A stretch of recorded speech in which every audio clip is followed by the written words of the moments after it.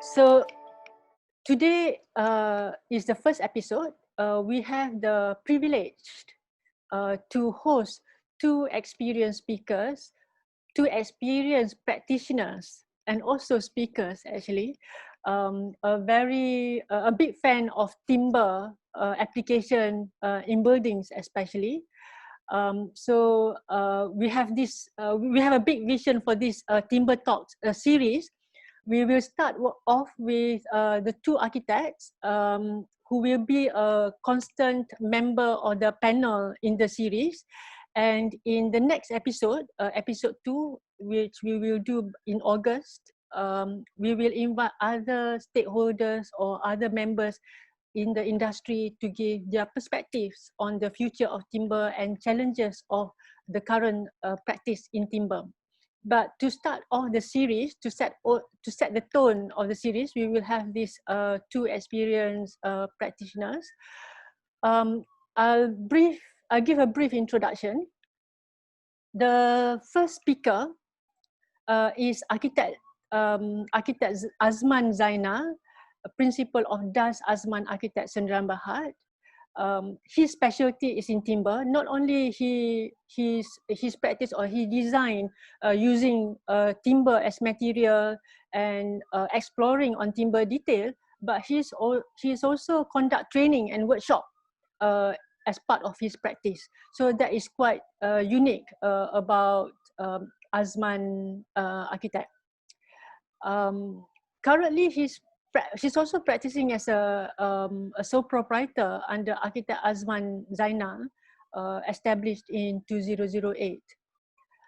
He was trained in Deakin, Australia, some years back.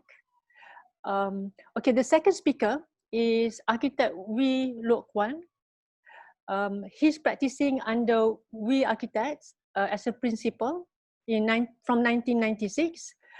From what I remember, I've always known him to be proud to share his experiences or childhood experiences growing up in a traditional Malay village. He was trained in New South Wales University, Australia, and he has received numerous recognition on his works locally, also internationally. So without further ado, I think I would like you to join me to welcome Architect Wooi Kuang. Please, thank you, Sophie. I'll start sharing now. Share the screen first. Okay. Okay, share screen. Okay. This is my second experience. I still cannot get used to not seeing the audience, but anyway, I pretend that I see them. Sophie, thanks for the introduction. I have 15 minutes, and I think I will.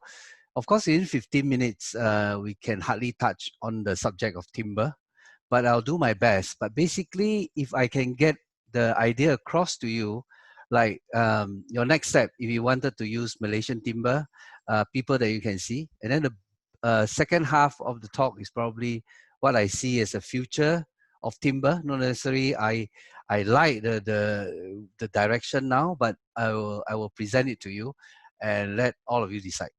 And we probably can have some interesting discussion afterwards. Now, for me, I use timber. The main reason is basically abundant in Malaysia. You have about 2,650 species, as we know today. And also the fact that it is the only renewable resources. And later, I think Azman will probably cover that a bit better, more elaborate.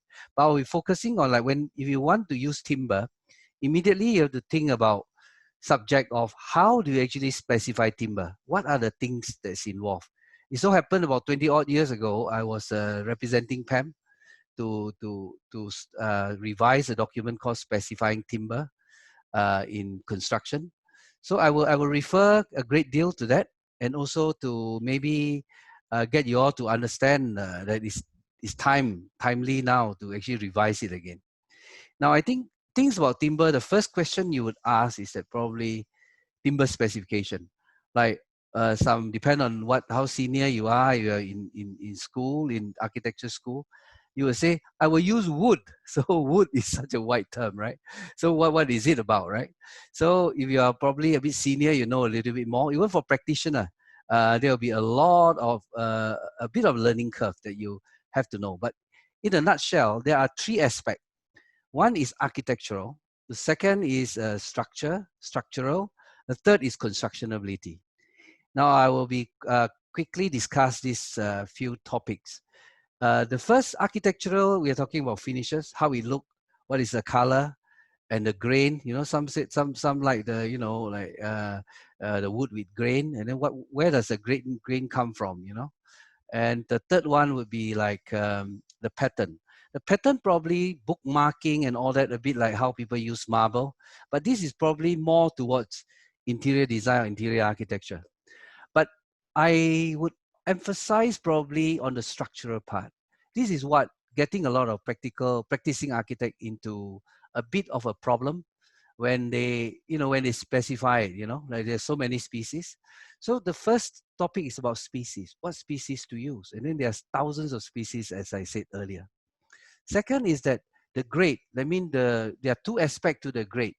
One is durability. Durability comes from our historical experience with the wood. Like I'll explain a bit later. The second part is a mechanical strength, which is now if you have an odd wood, you still can test it in frame, although it takes a very long time to do that. So there are two aspects, the mechanical strength and also the durability. Third is, of course, the size. And for those who are using timber, of course, you can buy from probably some hardware store, mixed hardwood, like 2x4. We use called 2x4, 2 inch by 4 inch, or 50 mm with 100 mm. So there are certain standard size. And when you go outside of those size, you're going to cost you more. So there are a cost consideration as well. Third aspect is constructional. That means how workable is the timber? Like Chengao, one of the species, and in the tradition, Malay tradition, is considered like Raja Kayu. It actually is the most workable. And yellow balau, in fact, when it's hardened, it's supposed to be a lesser wood a little bit, but it's harder to work with. Second part is the availability. Like in Malaysia, because I think we have abundance of them, therefore we don't care much about knowing our timber. And so availability is a lot of the time, like when I just came back from Australia nearly 30 years ago, everyone is using agatis or dama minya, and there's not a very good inventory list that you can get you to learn about what is available in the market. So third one is stability. And in this particular one, among the wood that commonly used, resak is something to watch out, because what we call movement in service. That means it shrink, right? And structure, why is it so important? Some part, when we say defects in wood, in fact, defects in wood is supposed to be even before the wood come to the site. You should be able to reject and detect them. And the list on the right-hand side are the commonly way of looking at the defects, right? And then you can, at this point, you can get actually timber grader, like from Malaysian Timber Industry Board or MTIB, to provide some grader. Although now there's a separate issue to get a good grader. There's other issues that involved, right? And this is our pages that taken out from that book that I was telling you, the specifying timber and construction in Malaysia. So I mentioned about grade. And when I first come back, everyone talk about timber strength and things like that. They use grade A, grade B, grade C, grade D. But after the revision of that document, it's no longer to be identified with that. It will be identified as SG, stand for Strength Group 1, 2, 3, 4, until 6. So meaning Strength Group 1 is probably the hardest, right? And then you see A, naturally durable. That means you don't need to treat it. In fact, some of the wood like Chengao is very hard to treat. When we say treat, it means you pressurize certain chemical into the surface of the wood. And the second one, for example, B is required treatment. I mean, they're subjected to termite, borers, and all those what do you call insect that we have to watch out, right? So in this particular case is that there are a bit of anomaly, that what you see, like SG4 doesn't mean that all the wood are bad hardwood. Like for example, merbau is probably the most suitable for flooring because it's more stable. And resak, like with the asterisk mark that you see here, is that it's commonly available. Although I said that the movement in structure, but as a structure itself, like you can see even houses that lasting for 100 years old in Seremban, right? So it depends on detailing and all that. But because also the nature of the wood, like resak, it got like 200 subspecies. Some are very strong, some are not very strong. But and on average, it is graded as a strength group 4, right? And excuse me, the balau, for example, we call balau, generally we meant yellow balau for structure, SG1. And red balau, also sometimes people call it membatu, but membantu can be separate different species as well. They are in SG3. They're generally used for door and all that. Excuse me. Now, then there are a list of application. I'm not going to go into detail, but generally it's like in structural component and others like roofing, staircase, for for structural use. So like SG1 to SG4 and even SG5 you can use for structure. And third one is moisture content, because now a lot of houses are aircon. So sometimes this moisture content, like for example, on the right hand side, you see 12%, you know, like in the room, and when the aircon is on all the time, then you might have a problem of like the wood really shrink. So even 12% might not be good enough. But there's a guide, like 12% is supposed to be able to prevent too much of a shrinkage. And structural architectures, timber finishes, sometimes when you come to this aspect, it's very, very subjective. A lot of the client that I come across early days, that they insist on, they want the light color wood, just like the picture that show you. This is one of my earliest work, probably 20 odd years back. Like, but this wood is not from Malaysia, these are from Africa, because that guy is an importer. And then the timber itself is chengal, that you see the dark color structure, the Caesar truss.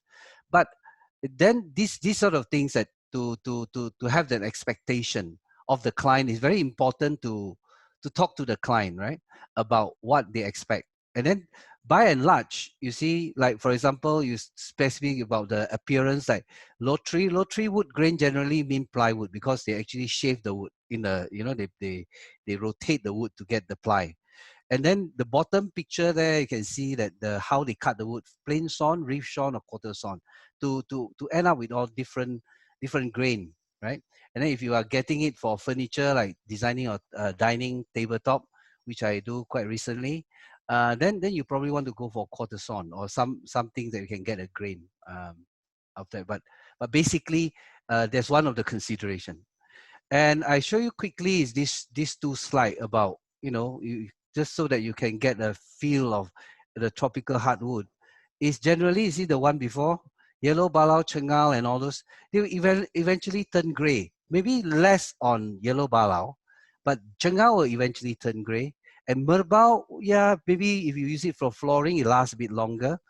But generally, the light color like podo or mersawa that I don't show here, they are light color, they tend to be a softwood. Right? Then other timber finishes, because I'm running short of time a bit here.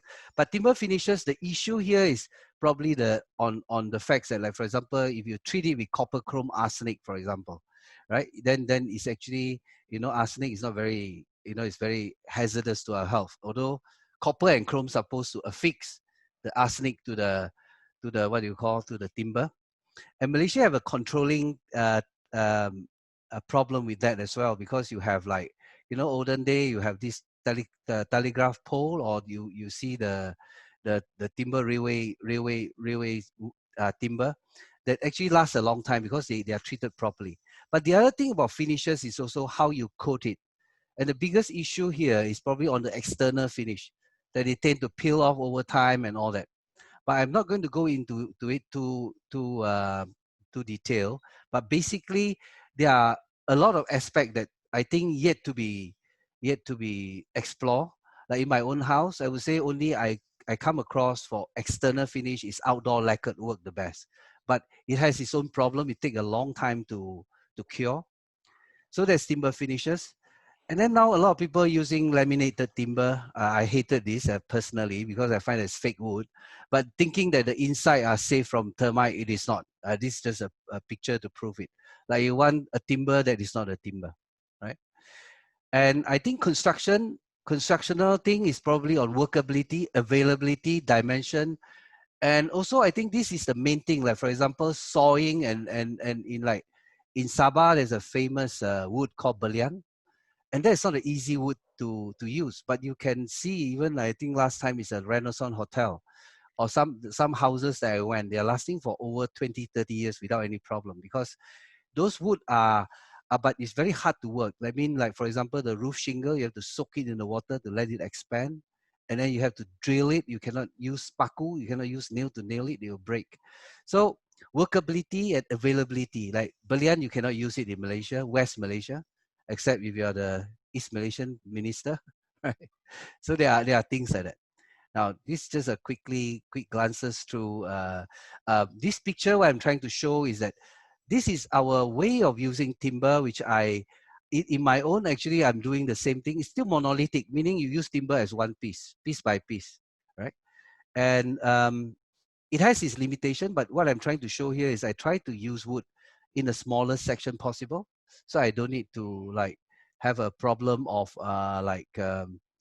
you know, if I've used big section, costly is one thing, and also it's not necessary. And this is my favorite architect, Hiroshi Naito. Like when he actually combined with another material, that even the glue lamp look very good, right? And in future, I probably quickly rush through this slide. Basically, it's all about parametric. It's something that is because it's fast and efficient, and you can build very interesting thing like this, right?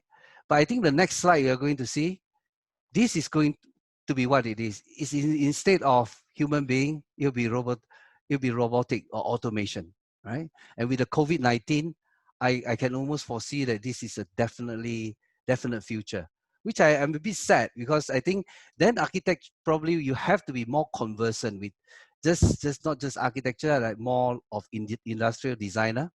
Then you are actually then, like for example, even what they can do now, like this is in ETH University, like something like this, like you create a genetic code almost, right? And then they duplicate it, and the end result can be quite randomized.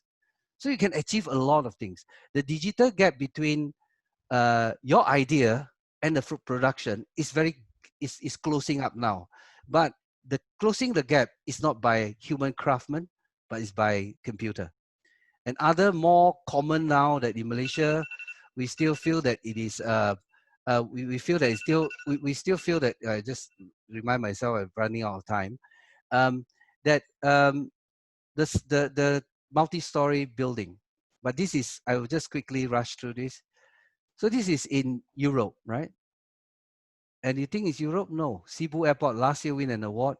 And this is a group of engineers that actually approached me that they are producing this as well.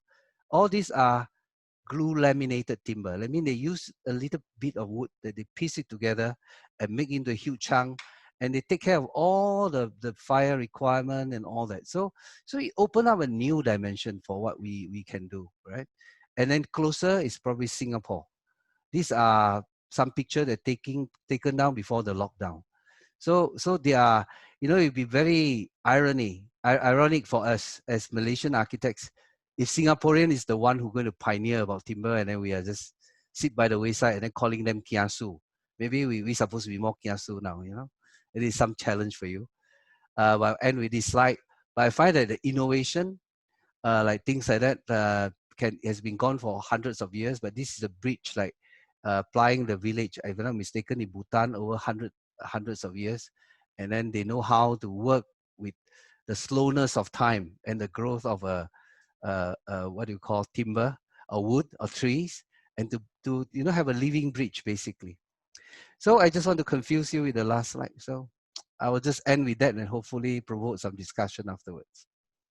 That's it. Thank you. Okay, thank you. Thank you very much, Architect Wee Lok Kuang. That's a very good information on timber, very broad, covers all areas, but it would hopefully set the tone of our discussion later. To move on, I would like to invite Arkitek Azman Zainal to present his perspectives based on his experience, and hopefully that will add on to the content that we want to discuss today. Over to you, Arkitek Azman. Okay, thank you. Perhaps Arkitek Wooi, if you can unshare your screen. Okay, hello there, timber lovers, and to those who love to sell timbers only. So today I would like to share my experience in designing and making in timber. I hate to use building because it sounds so impersonal, so I keep using designer making in timber. So this is a position that I've taken. I've taken a path since practicing since 1992 as Das Azman, which is no more. I've been taking the path of a designer maker where I get more involved in the making process. And over the years, I've chosen timber as to be my medium. You know, like an artist, he chooses oil as his medium. So I've chosen timber as my medium for my architectural expression. So I've shied away from the commercial side of architecture, shied away from developers, and I become a hermit. And so I've taken a path where I employ under my employ we got carpenters. So I also discovered that I'm a slasher. Slasher meaning I'm an architect, I'm a builder, I'm a teacher, experimenter, researcher, almost a musician, not yet. So for young architects, young friends, and students, this is a possible direction for you for your architectural existence in the future. You can be a designer and take charge of your intellectual property, take charge of your baby, and not let somebody else make your baby and sell the baby. So you take charge of your IP. So this is my workshop. So I conduct training. These were students from Al-Qasim University, Saudi Arabia. They came over for 14 weeks. And we had a private studio session. And I ran a training. And they built a chalet behind my house. All out of timber and timber joinery. No nails, no bolts. So my mission basically is to bring back timber to the grassroots, because we find ourselves today estranged from the timber culture, which we were very much of a timber culture people with lots of timber in our country, but we have lost that culture.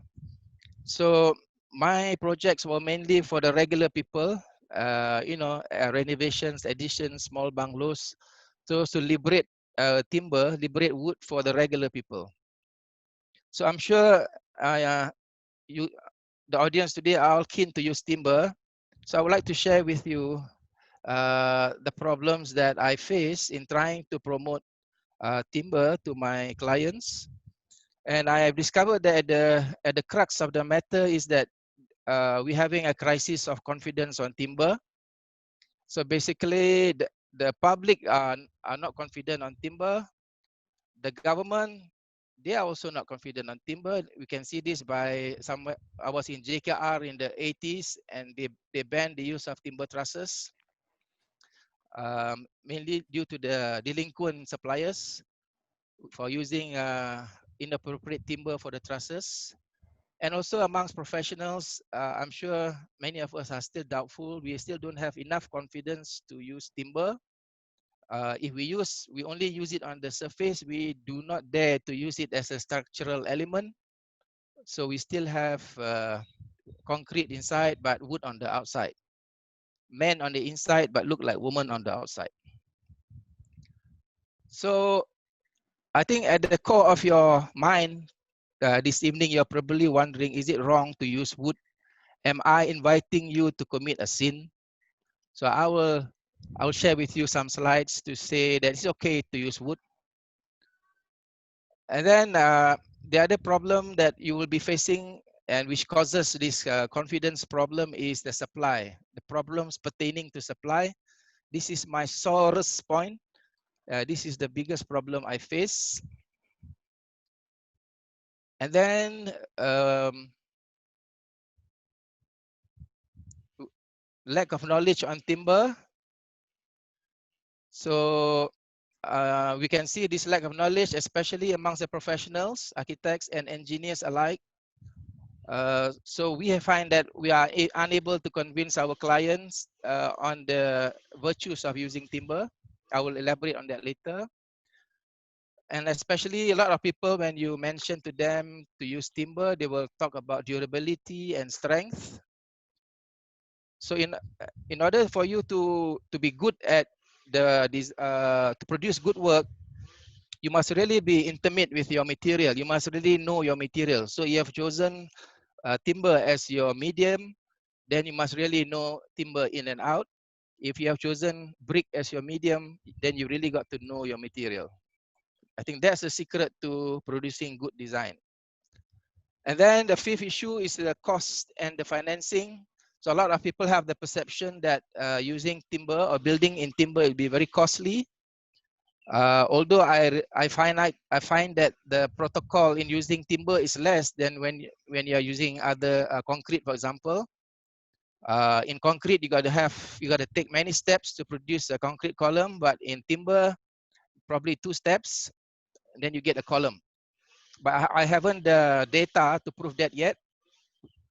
And also we have problems with financing timber building. So that is one of the biggest problems in trying to build a building in timber. And then we will encounter that the contractors they are unable to build to construct it to the necessary quality, skill and workmanship. And then lastly, like my brother mentioned just now, it's about the finishing and the maintenance of timber. So these are the 7 reasons that are affecting, that are causing the crisis of confidence. So if you think, I'd like to go through here some misconceptions on trees and forests. So a lot of us think that the forest produces most of our oxygen. Actually, trees and plants generate only about 20% of the Earth's oxygen. 50% of the world oxygen is generated by phytoplankton. So we got to take care of our sea and stop throwing rubbish into the sea. And we also have the impression that felling trees is bad. So harvesting mature trees open up the forest canopy and allow sunlight to reach younger trees. So normally at the base of these older trees are all these little baby trees who have been around for hundreds of years, waiting for a ray of sunlight so that they can grow. Mature trees, by virtue of the fact they are stopped growing, they are not contributing much to the oxygen. The younger trees, when they grow, the process are growing, that is the one that's contributing to the oxygen. And during the night, they are giving carbon dioxide, just to remind you. So they are part-timers. As far as oxygens are concerned, our forests are unprotected. So our forest management system is about 120 years old. So we have a sustainable forest management practice as long as we can keep corruption at bay. So I think as architects, the key to good work when using good timber work comes from good timber. So which is why I was lamenting on the supply of timber. Today, I don't know if some supplier supplies me with timber, what I am getting. So that's the biggest problem. So generally speaking, good timber is mature wood. And what is mature wood? Anything above 40 years old in terms of our tropical hardwood. Dry wood, so the moisture content must be less than 19%, because the moment you expose it to the outdoor environment, that's this equilibrium point. You bring it inside the air conditioning room, it'll come down to 11%, and you bring it out again, it goes up to 19% again. known species and strength group, we can refer to the table. So at site, we have little knowledge as to know whether the supply is as what you wanted or as what as the engineer has designed. Naturally durable species or adequately treated wood. So our timber, we have a range of naturally durable species, which means they don't need treatment. But those certain timbers that are not naturally durable, then you need to have treatment process. And hardwood are not easy to treat because they are very dense. The poison doesn't get into the wood. So what is dense? Dense is 1,000 kilogram per meter cube. That is chengal. And pine about 400 kilogram per meter cube. Just to give you an idea. So the problem with local supply, at the moment, there is no systematic supply system for the local market. So whenever a builder, a contractor wants to build something in wood, the first place he goes is to the hardware shop. And if you are trying to order a lot, they will say you have to wait for 2 weeks, 3 weeks. Then you try to go to the sawmill. Okay, they say how much they want. Then only then they will cut up from the log. So that means the timber is green. It's not dry enough. Gone are the days in the 70s, in the 60s, when they would dry the timber outside at the mill and it's ready for use at a moisture content of 19%. But today, you want, say, chengal, you go to the sawmill. Only then you put your deposit and they will cut up a log. And for your information, chengal takes 1 year to dry. So you imagine if green chengal is delivered to your site, the amount of shrinkage and the amount of bleeding you get on the floor, red resins. So the other one is lumber shop. So I've tried this. The only things that they supply you is wall boarding and floor boarding, no structural members. So for me, all these years since 2006, I have relied on using reclaimed timber or second-hand timber, and I get them from the demolition junkyard. So I bought hundreds of tons. So they have awarded me a datuk ship as well from the junkyard. And at least, although I have no record of its SG or its certification, but it has survived so many 100 years of being there. So the fact that it is existing today, that shows it's durable. We are uncertain on the quality of timber supplied to the site. As architects, we don't have time to counter check, to counter check the supply. So I wish that the supply that gets into the market, it is all strength graded, and it is all properly processed so that we know it has fulfilled all the engineering properties. In Australia, you get all this stamped on the wood. It's all mechanically graded, and each piece of wood is structurally graded, so you know what you're getting. But here in Malaysia, it's all guesswork. And I think timber is too precious a commodity to be sold without proper advice and consultation. Like even if you buy a handphone, you get a lot of advice. But timber, you go to the sawmill or you go to the hardware, no advice. Just how many you want, how much you're willing to pay.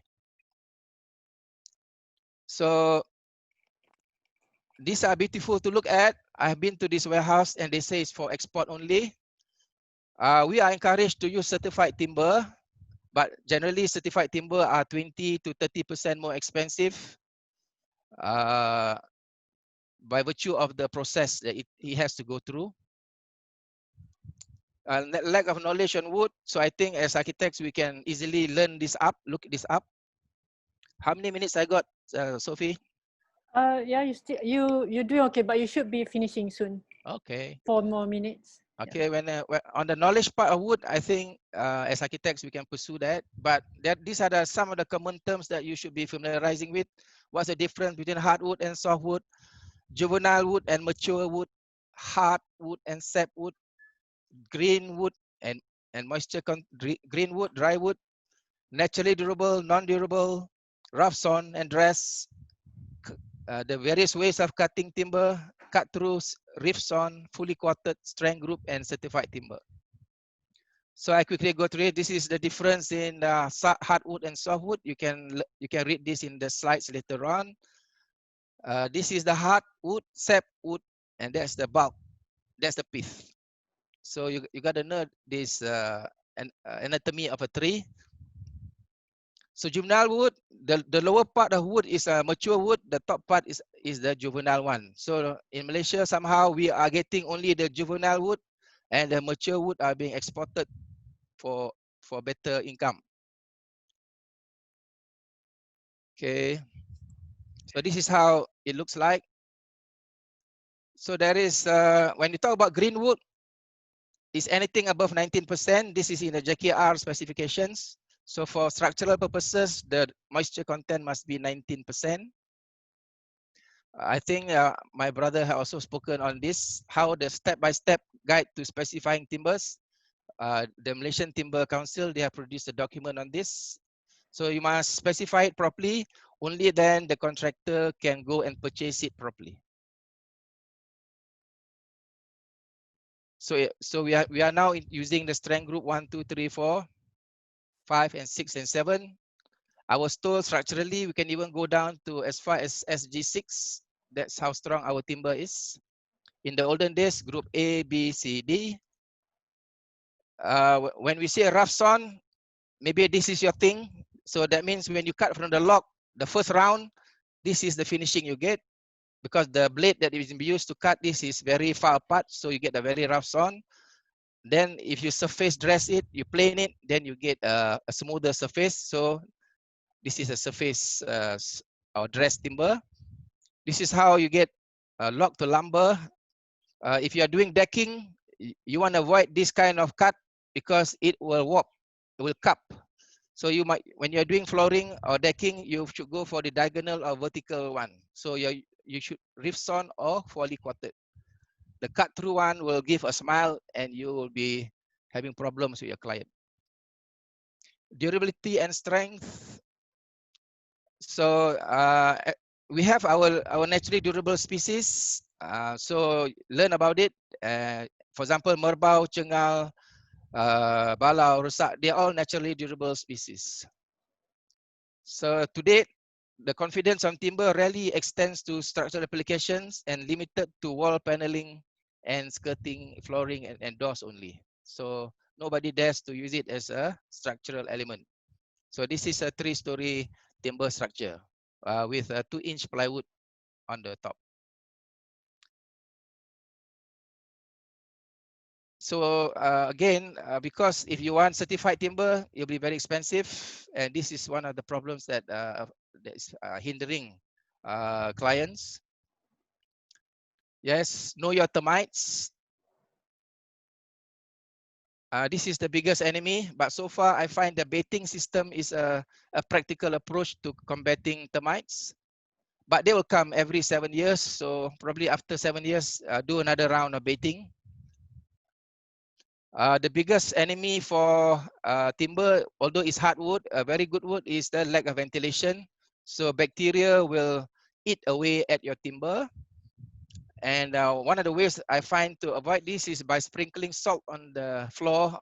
So this will act like, you know, when you salt fish, the fish will last longer. So, similarly, by putting salt on timber, it will last long. So you think fire burns? Well, look at your fire door. Your fire door is made out of timber. So when timber is exposed to fire, you form a charcoal. This will insulate the wood inside. The fire will stop, and the structure will still remain intact. Okay, so this is what happens in fire. By rounding off the edges, will reduce the rate of the timber catching fire, because the curved surface will distribute the heat. We need to conclude soon. Soon, okay. Yeah. All right. So quality of workmanship, I've tested it, and I've trained local people to be good at carpentry, which is why I adopted this workshop, and I'm training people, even architects and engineers. I'm moving away from metal connectors in wood because they are an enemy. They are enemy to wood. As you can see, it rusts. it bites into the wood. It expands differently and creates a gap in between the nail, and water gets trapped and it decays. Okay, so I've gone into, when making decking, I use timber dowels. So I am experimenting a lot with timber connections. I'm working with UITM to make samples and testing them, destructive testing in the engineering lab. So I have an MOU going on with UITM. So I even have engineering students in my office working at the site. As we are speaking now, they are having a hands-on experience testing on dowels, using dowel specs, dowels again. So like say I have an MOU with the engineering department to test timber connections. This is my jig to make dowels. This is the pulling out test of Chengal dowels. Finishing timber, either you think you must consider it early, you like it gray, or you like it its original color. So there are many products out there, but normally it only lasts a year. After that, you have to apply it the second time, but by the third time, it should last a bit longer.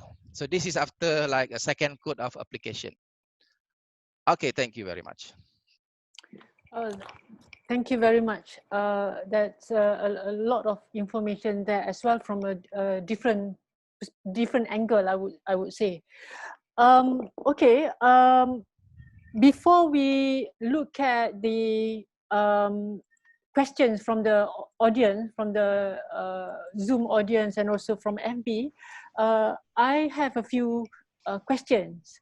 From both speakers, Arkitek Azman and Arkitek Wooi, talked about timber as a natural formation, natural availability.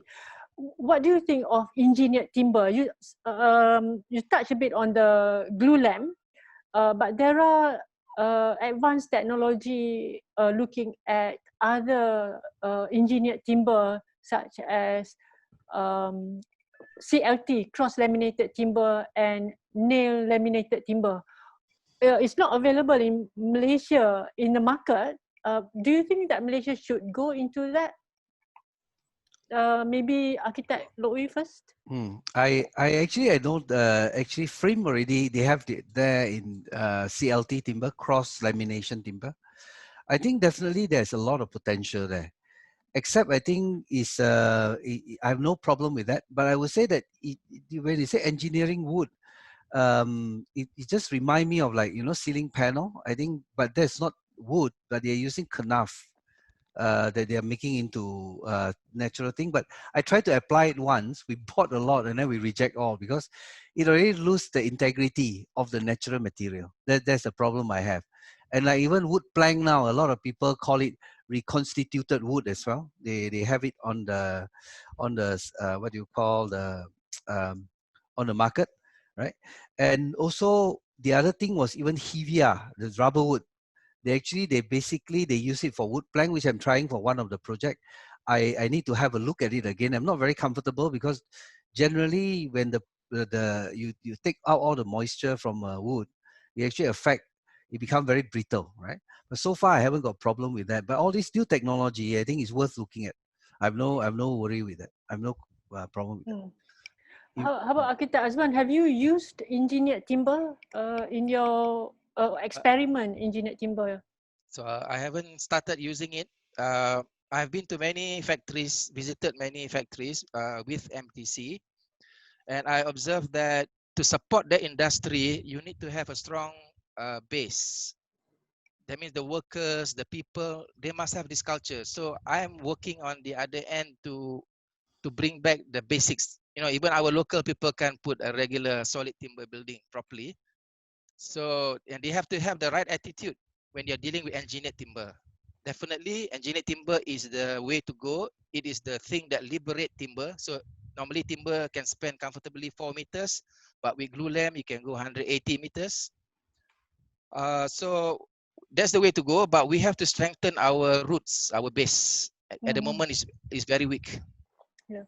But currently with the CLT and also nail laminated timber NLT, they are looking more for as a finishes, like a floorboards or wall paneling, or even you can use it as a wall cladding, even the nail laminated timber. So I think it would be great if that's available, because what's good about it is that it's a component, it's a system. So when it's a component and it's a system, there's another level of control in terms of quality. There's a factory control in terms of fabricating it. So that would actually secure the confidence level in using timber. The other thing is that I agree on Architect Azman mentioned that and also you mentioned that the biggest challenge in using timber is availability. The availability comes in many ways.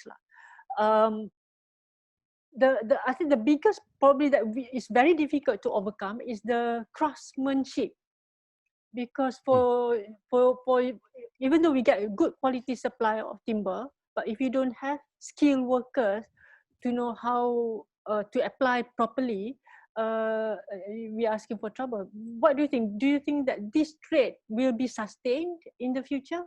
Architect Azman, maybe you want to start first? So that was the first thing I discovered. So which is why I actively go around, especially to professionals, to engineers and architects, to start getting your hands dirty, you know, to get hands on, because that's the only way you can take care of your baby.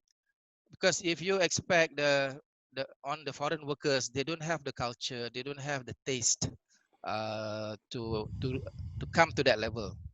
So it is a doable thing, because I've tested it. I've trained a paddy planter, this boy who is solar powered. So I've trained him. He's from Kuang, and he's able to build a timber building by himself. So if we continue this training, especially on professionals, architects and engineers, I think we can probably flood the market with handsy kind of professionals.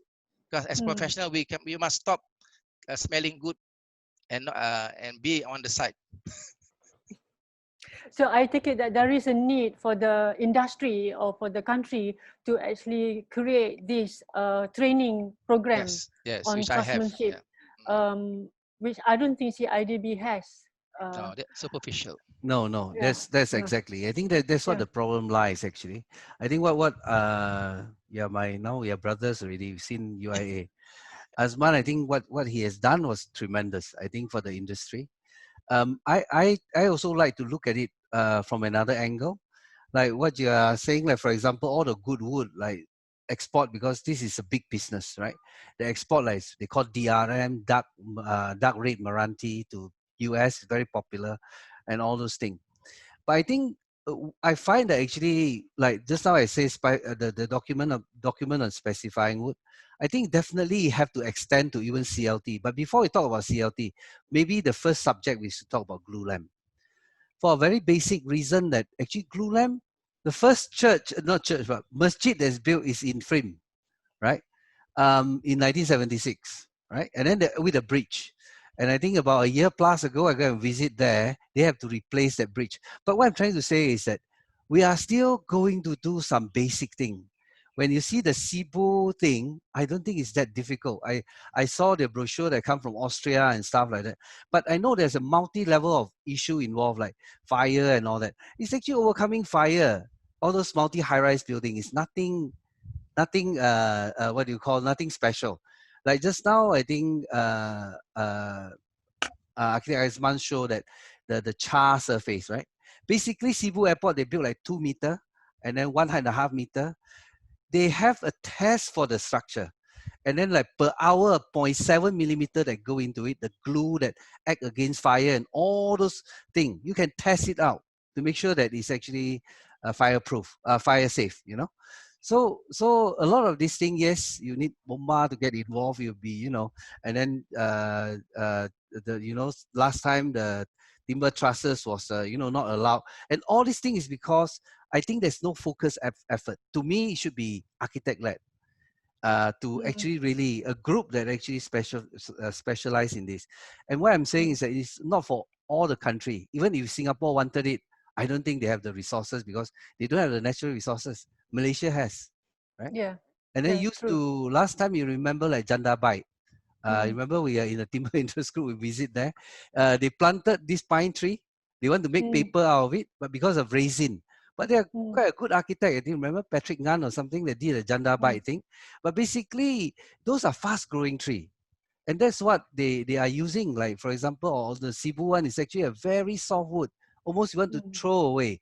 People like we get a lot of, sometimes we get all the goat or sheep that sent over from Australia, you know, all those pine wood. That's all, Douglas fir or whatever they call it. And then I think this is probably the first step, is that we have to have a certified forest for all this soft wood.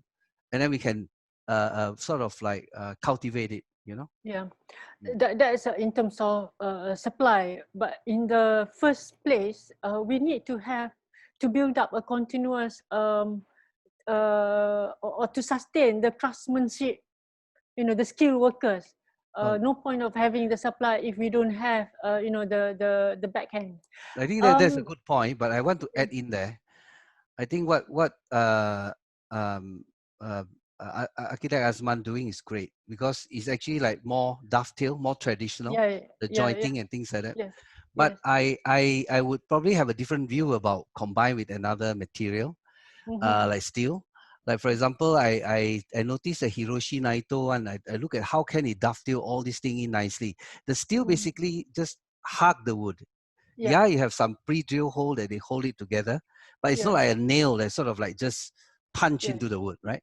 Which I agree, that damaging. But what I'm trying to say is a development, and then he actually used a lot of parametric. He used factory that pre-cut the timber at different sizes and then to work together. So it's about a positive way of looking at technology is one thing. But maybe I see your point. Like, instead of, if we cannot build up this refined craftsmanship, maybe we just have to look at timber application or detailing in a robotic way, in a sense that we rely on the technology of putting it together. Not necessary too. And my recent job, for example, I don't as an option. Yeah, Like what I'm saying is that you have a different way of looking at it, in a way that you are no longer like, it doesn't necessarily robotic as well, but robotic help, then it helps. But Malaysia is not up there yet anyway. But you sort of like taking into the concern that about different material that you cannot just puncture through a wood like that, you know. And I usually use a combination of metal plates and timber as well. Let's take a few questions from the audience. The first one is this one is quite, it's a traditional question lah. How do we convince client that it is green and sustainable to cut down tree for a shade, or any opinions? And the other one is, does treated timber give bad effect to our health? Maybe, look, how do you convince your clients to use timber? Actually, to tell the client, to share with the client, basically, to me, it's actually quite straightforward. First is that maybe they look at it as something that's warm. To me, it's a very subjective. They find timber is warm, like with concrete and things like that. But we are far from can say that we are being very sustainable in terms of using the timber. Like what my brother Azman saying is very true. Like, you can't you what you call it's about 20 to 30%. My experience is double the price when I try to get a certified balau, right? So you end up with sawmill that we don't know what they are at. But the like, for example, the way I will talk to the client, probably to actually give them certain expectation of what they can have, because you're going to have problem with timber one way or the other, right? And then what he said about like the wood not dry and all those things, it is happening, which is quite notorious in some way. But you would prepare the client, but actually also on detailing. Like, I now use, quite true, certain part that when I use timber, I'll make sure that it's quite well protected. And then you specify the species. And a lot of time, sometimes they come to my house that although not all are timber supported, but a good part of it. So that will give them a bit of confidence in what timber can do. Yeah. Arkitek Azman, when you use timber, how do you pre-warned, I would say, on the inconsistency and of the quality of timber and the challenge in maintaining, because they actually inherit the maintenance part. We can only protect it for 1 year or 2 years, and it has to be regularly treated, right? How do you Yeah, convince people on that? that's why as a slasher preacher, so we have to preach we practically have to educate our clients that this is the reality of wood. It's a natural material. It has its health benefits, and I tell them the pros and cons. But that means we are open at the onset, and they are coming in with their eyes open. So normally I tackle this by having the wood being procured by the client. We do not allow the contractor to procure it. That means we procure the wood with say a timber grader. So this is an earnest effort to minimize the irregularity, because timber is natural, to minimize the damages. So to have when better control. correct, when the clients see that your honesty, and then they are more understanding when things go wrong. So given our current situation, I would recommend that when you want to do a timber structure, you do the procurement of timber externally. That means supplied by Outside. client. Now supplied by, Directly, yes. yeah, So that yeah. so that you can buy the, say for example, you're talking to architect to design. Okay, that year we start go buy timber. For 1 year, the wood can dry. By the time building approval is gotten, then your timber is ready for building. Yeah. That's one way. The treated timber, is it bad for health? That's one of the question. I have no way of testing. I really wouldn't have a clue. But so far, I've been using recycle or reclaimed timber, so I haven't been using. But I would say it's yeah. bad. Actually, like CCA is already banned in even in Indonesia, right? CCA, copper, chrome, arsenic. In theory, it shouldn't harm you because copper and chrome supposed to affix the arsenic to the timber, right? But I think just add on to what Architect Azman was saying just now, is that sometime when you're in practice, actually you know certain source that is reliable. You never go for the source that you don't know. Like if I want to go for timber, I know which sawmill to go to, and always go with a grader, and then grade it at the source, and then the grader would have to sign on every piece. Like Chengao, you're almost like buying gold, almost, right? So it's worthwhile doing that. Like even yellow balau, right? And then now, like we specify yellow balau. This time around, I got Merawan, which is a very surprise. But good thing I got the timber grader on the side, and then he also telling me about the property of Merawan, that it actually at the end of the day, if I use it for the ceiling, it's okay. So although you might have a problem, but the problem might not be structural or quality one, right?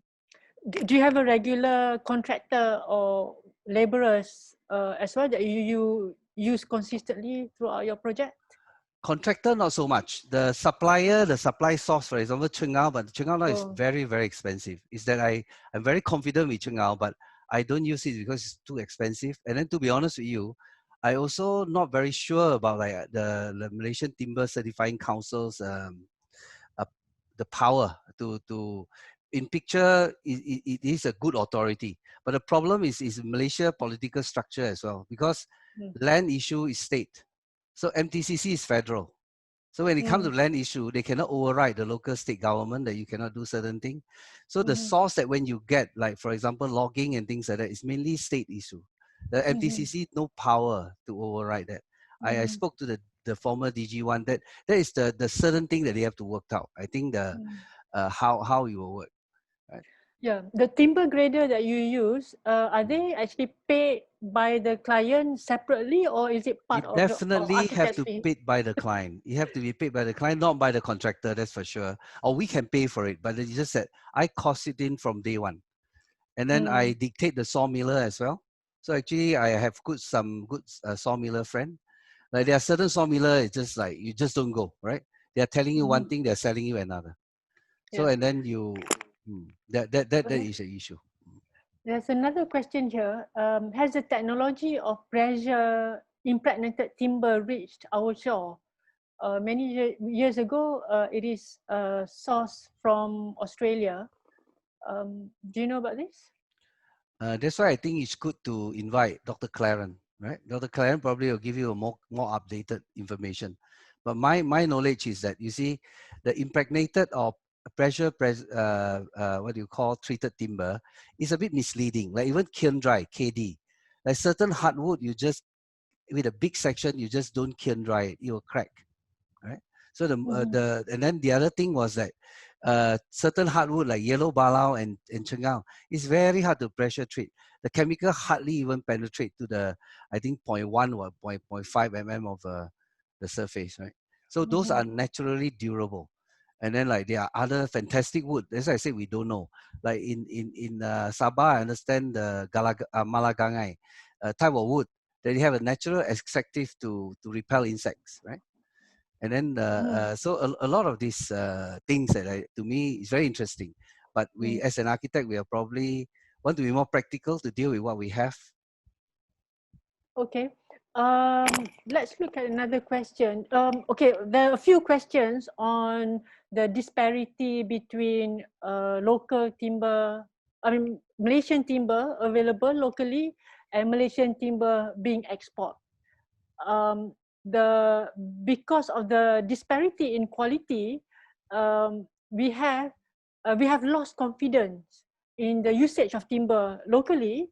Do you know that Malaysian timber has got a good reputation at international level, considering that they get the best out of our timber? Yeah. And that's one. Second is that do you see that I think all of this is actually has something to do with the economics, the macroeconomics of Malaysia. So do you foresee that this can be rationalized in future, whereby we are also accessible to good quality timber? Architect Azman, what do you think? I've posed this issue to MTC in a conference before, but they smile because you are selling 12,000 euro per ton versus 12,000 ringgit per ton. So they just brush you off. Yes. I've been to the sawmill, and the sawmill, our friend said, normally you get suppliers, you get buyers from Japan, China, they'll book for 1 year, full year. So our sawmillers are not keen on our small orders because they got container loads of orders from them. So this is the reality of the business. So unless a higher power intervenes, people like me will scavenge all the second-hand wood just to prove a point. So what you say is that Malaysia, the supply of Malaysian timber to feed the international market, it's not enough. It's not enough. Definitely not enough. Definitely and not I've shown you in my slide the blue-colored, nice timber. They are our local timber, the best. But I tried to buy them. He said cannot sell. They are for export. So what do you think? How would you like to see in future? Do you think that we should compromise, being in a compromised position, or is there any other ways to overcome this? Asking me. Yes. Yeah, I would say I think there's a very because I was involved in a Malaysian standard as well for use of timber, like for window and things like that. And then I still remember there's one after the standard, there's one called utility standard. Basically, those are rubbish. So I said, you take it out. I don't want this, but it's still we have to put it in. But what you say is that the thing is a free enterprise world. We are not. There's a problem. We are still a capitalist system here. So definitely you're a businessman. You just imagine euro five time or whatever plus more than the local one. Like even our Gerutu, last time we used to be like, don't want this sort of thing, but it's sell for a very good price overseas. Like Merawan, fly to Maldives to build the resort and things like that. All this is about money talks.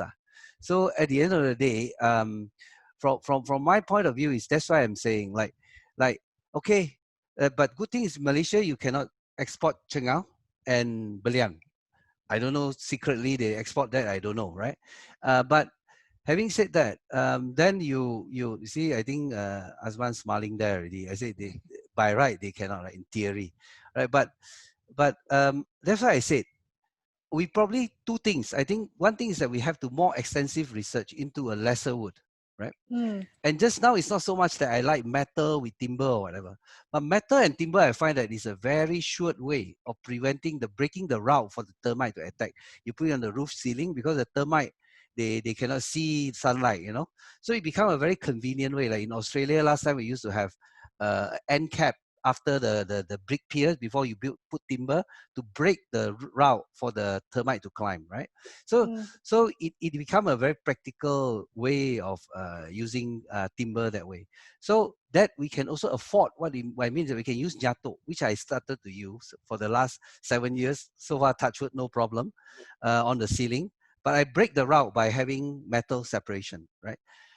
So what I'm saying is that we can go for lesser wood and use that lesser wood like pine like that, and then go into a extensive research. But to me, the shortcut is like go to Austria, sweet talk them or whatever, bring the technology in here, and then they already fire rated the method or whatever, and then we make it our own. Then we can use like, yes, we may be wrong with the pine wood in Janabite. And then last time they used to have timber that is called pokok setan, you know, 1 year can grow or whatever. So basically you look at in the West, spruce and pine can sustain because it's fast growing. And then they cut into small piece of lamina. Basically, they piece it together. I'm not saying that there's a best aesthetic wood ever, but one thing is renewable resource. I think that's one thing that we keep forgetting. You just imagine concrete that we use is heterogeneous. The steel that inside, you have to cut down the forest first to get the steel. And then the embodied energy on those, like, you know, a concrete, reinforced concrete, the heterogeneous material is so great. So timber is more like, you know, to me, especially after COVID and all those things, and COVID also attributed some to the climate change and whatever. But so if you really want to go for a sustainable thing, we really have to have a very comprehensive view about timber. Forget about all the beauty or whatever. The fact is that only plantable, renewable resource. That's my view. Yeah, I agree with that. We can carry this topic when we have MTC or MTIB later on in later episode. There's one question addressed to Arkitek Azman by Yok Chun Liao. Hi, Arkitek Azman. I saw one of your slides showing a 3-story building in timber frame structure. Just wondering, how do you detail the external wall cladding, window junctions, inter-story, and the interfacing details? How do you deal with the water tightness issue? How about the wall insulation and waterproofing? There's a lot of questions. Appreciate if you can share your experience and knowledge with us. So this require a training workshop at your place. I would like to invite you to my house. That's my house. It's all no bolts, no, except the nails are only on the floors and on the walls. It's just in the detailing and a lot of ventilation. So moisture will get in because I am a big fan of cross ventilation. So when there's a heavy storm, I mean, the house is by the sea, water gets in, but as long as there is ventilation, the water will dry. So far, there's not much problem with regards to water penetration. A lot of roof overhang that protects the wood, as well as you can sleep at night with the windows open during a rainy day. Isn't that a wonderful prospect? But there's so much to tell you, so I would like to invite you to the house. I can explain it to you. Okay. Earlier in Louis' slides, you talked about the SG1 group, like Balau, Chengal. So technically under SG1, it's a naturally durable, meaning that you don't need a treatment. Is that really true? Yes, you don't partially. But when I use Balau, I still treat my Balau and I still need treatment. Can I intervene? There are two things: durability and strength. So, for example, Kempas is strength group 1, but it's the favorite for the termites. Kempas is not SG1. I think it's SG4 now. Yeah, Kempas is SG later strength group. The first strength group like Chengal, Balau. Chengal I can understand. Maybe you don't need treatment. But you cannot treat them because they are so dense. Balau is You're wasting Yeah. your energy to try to penetrate it. Yeah, I use balau a lot, but of course the treatment that we have to do is actually is progressive. You Yeah. know, you have to do up to a certain period. We have to do it on daily basis for a week and But let it absorb Yeah. in. Then we but even apply. even if it's SG1, the other thing is about the sap wood. If you still have sap, it's still susceptible to wet Yeah. rot and then also even termite. Yeah. Yeah. So in other words, even though they are under SG1, Yeah. we No still have to guarantee. do treatment, right? Mm. Except for No. cengar lah, maybe. SG1. I mean, SG1 is strength. There is another table for durability. If you look, there's another table for durabilities. Then you can see that which ones don't require treatment and which one require It's treatment. actually inside the space is there. There Yes. are two segments. Yeah, the top one A is not required. The bottom one you need. Like what I said, the other key issue, in fact, is that whether you are actually getting the yellow bala. Yes. That's the biggest. In fact, that is Yeah. a key issue.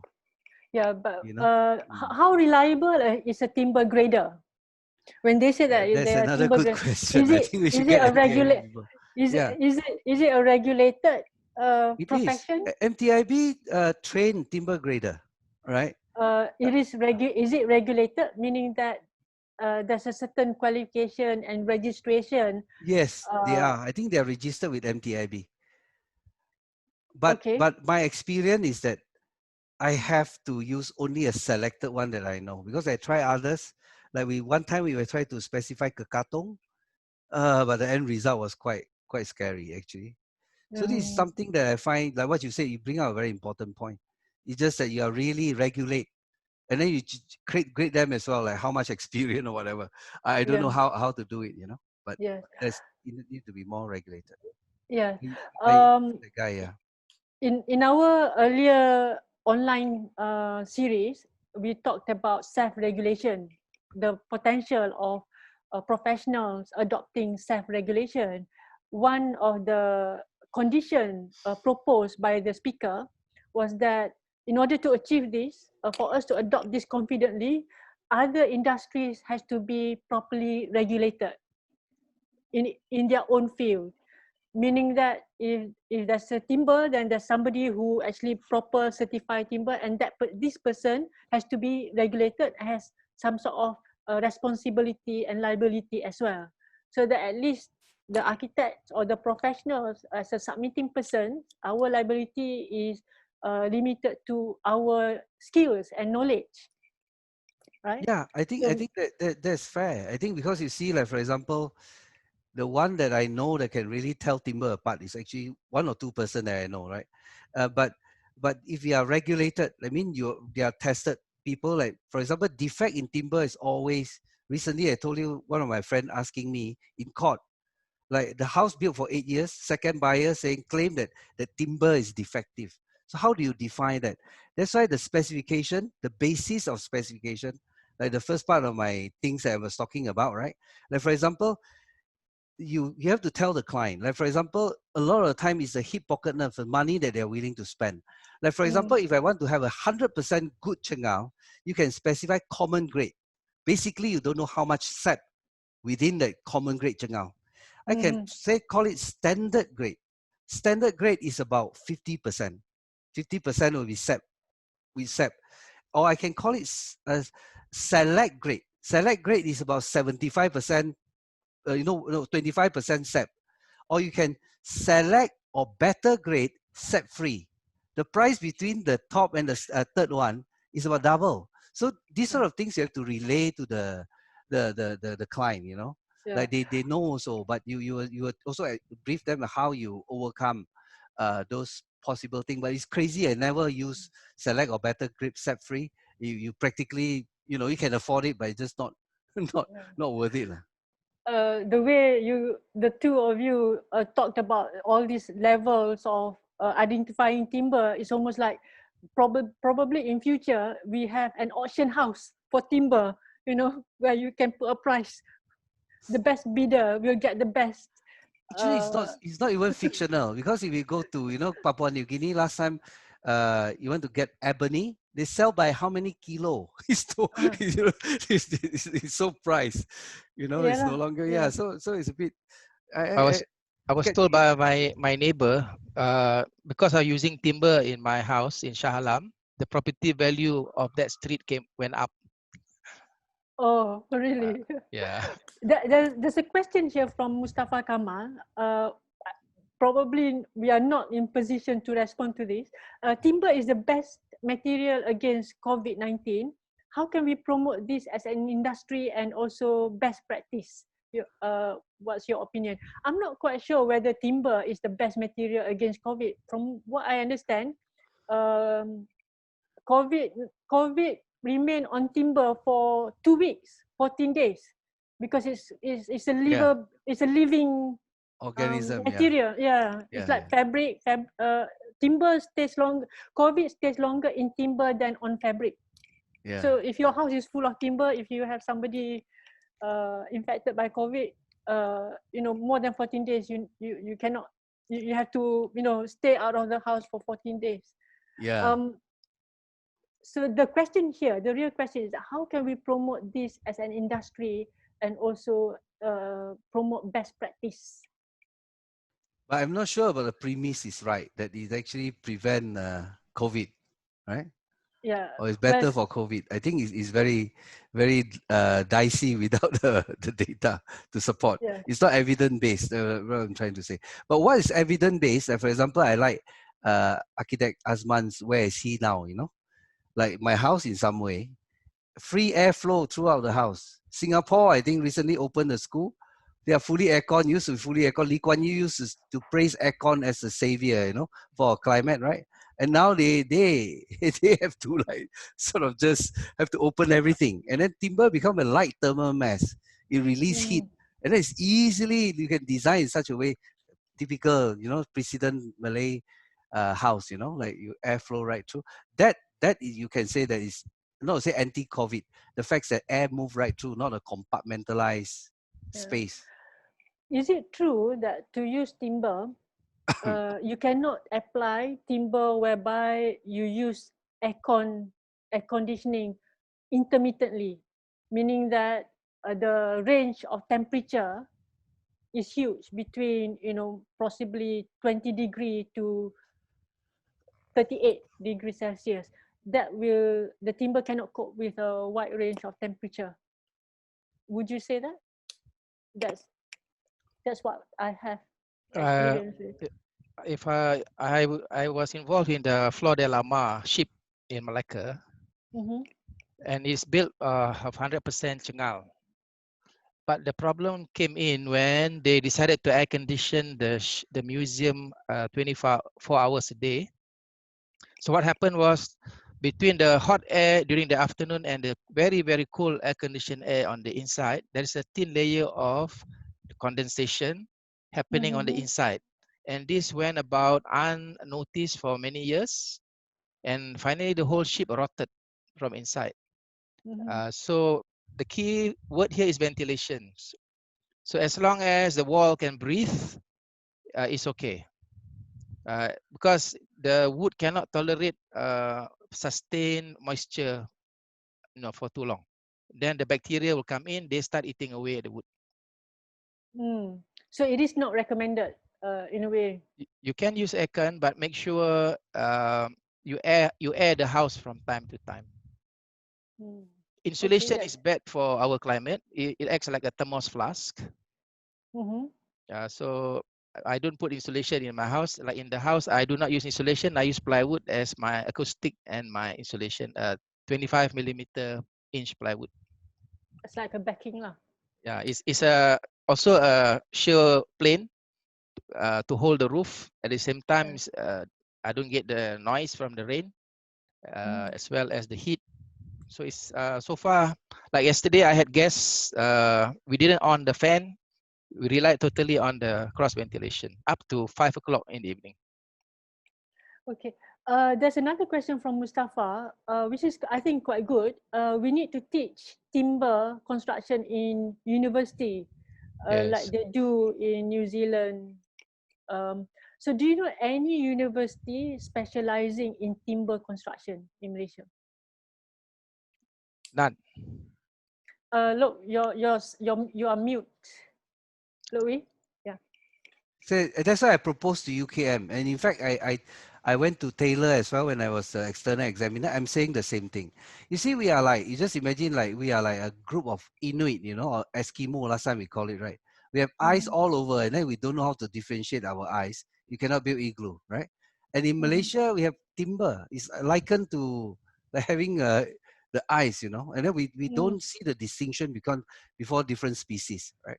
So I think, and then the facts that like I said, I couldn't emphasize any stronger. Is a renewable resource. Mm.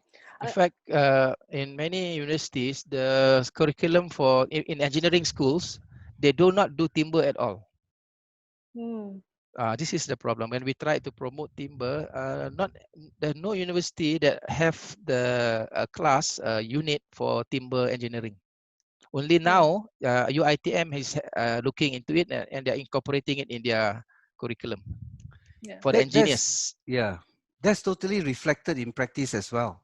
Have you seen any engineer that when you tell them design my timber, this thing, we have to size it, they check it. Yes. They actually, if you can, please give me, you know, don't use timber, right? Because it's like they find it so unpredictable. Yeah, my engineer, they put it as a specialist job. Yeah, the contractor has to get their own engineer to do the calculation and size up the timber. But I can tell you, in case any engineer listening into this conversation or in this room, right, they should realize, because I myself has been approved, I've been approached by 2 different groups. They're overseas, and then one is actually based locally already. They specialize in timber, but of course their fees is quite high, right? But having said that, is that you either nowadays, you know, just now we're talking about the slasher and all those things, right? But it's a more proper slash is that you start to have to niche yourself into certain area. Like for example, for engineer, then you just imagine that if the particular engineer very good with timber, I think you will attract a lot of architects. Yes, that would be great. Do you know? Well, okay, that's another topic lah. PMU. PMU, I PMU, yeah. I slash you. I slash you, yeah. I think we almost come to an end. There are other questions. So what we'll do is that we will compile this question, and this question we will set tone for our next episode in August. There's also a suggestion to invite Prof. Zakia from UITM. I think I heard her speak before. Yeah. So maybe I'll look into that as well. Any last words that you would like to address to those who are listening now? Maybe Arkitek Azman first. So as architects, somewhere in the middle of career, you choose your medium. You mastery the material, because good work comes from mastery of the material that we work with, the medium that we adopt. Hello? Yeah, I probably look at it in a different angle. I love all material, although I mean I like timber. I use a lot of timber as well.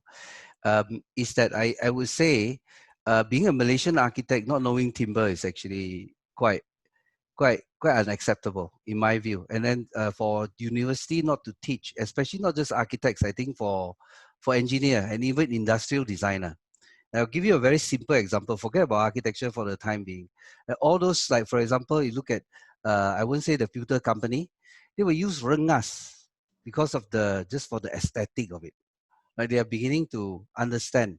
And then rengas, of course, it can be a very tough material to handle, but the texture and whatever got a very special grain about it. But having said all that, is but an example. You just imagine we have so many species, and then we just touch here a little bit, there a little bit, architecture a little bit, right? And then I think it's I will appeal maybe to the younger audience, if they're still there, is that look at it as a huge opportunity, because Singaporeans don't have that opportunity. You have, but if we don't grab it, some other people will. And then I look at the people approach me with, like for example, the Austrian group with the timber. The timber is a much lesser wood than what we have. So this is something that Malaysian architect, you know, with not very many of us, I think we should focusing on that. So, you know, what you're saying is that we have not capitalized our asset. Yes, On absolutely. timber. Yeah.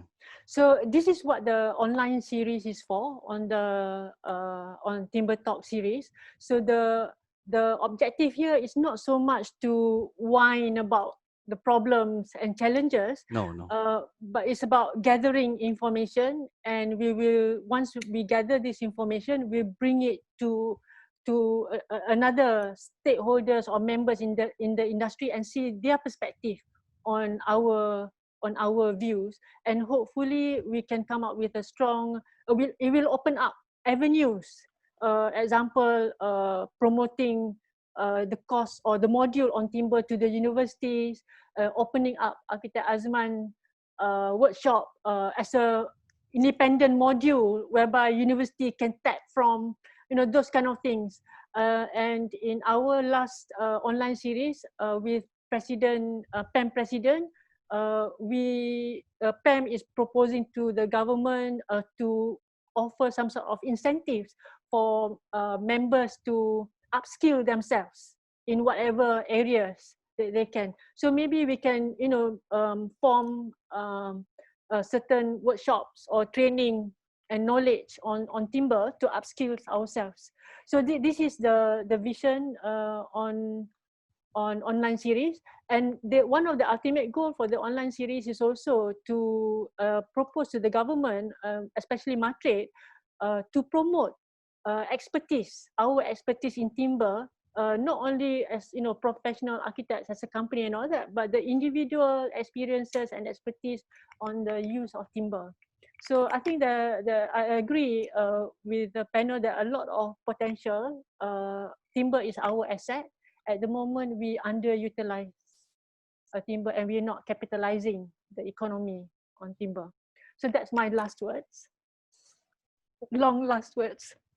So thank you very much, Arkitek Azman and Arkitek Kuang, for being with us today. You definitely will be the key person for our episode 2 in August. And thank you, listeners and participants and observers, and thank you for comments posted on Facebook and also on Zoom. Thank you for supporting online series, and we look forward to see you again. This Saturday online series is also interesting. We are going for episode 4 on quality of completed buildings. So we're bringing in already other members in the industry to give their views on architects' position in managing quality, whether they agree with us or not. Yeah, tough, isn't it? Okay, so that's all we have time for today. Thank you very much again. Now, I'm Wan Sofia Wan Ishak, currently still chairman of CPD committee, and I'm logging off now. Thank you. Bye. Over to you, Salam.